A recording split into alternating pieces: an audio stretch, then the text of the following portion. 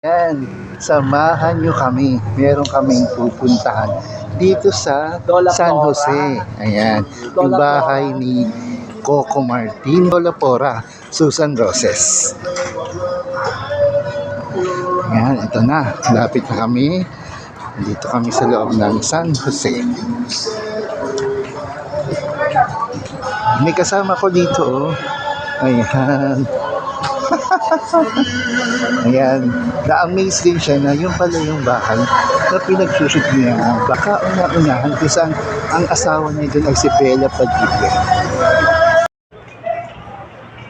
Magandang gabi sa inyong lahat. Nandito ako sa kauna-unahang bahay ng probinsyano. Ayan, tingnan natin ang bahay na ito na kung saan dito ay ang tagal nag-shooting bago lumipat sa Quiapo. Magandang gabi sa inyo lahat. Ayan, nandito ako sa bahay ng ang probinsyano.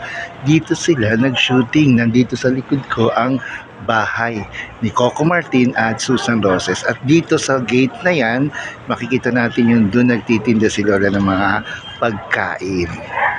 Ayan. Ayan na. Tignan natin.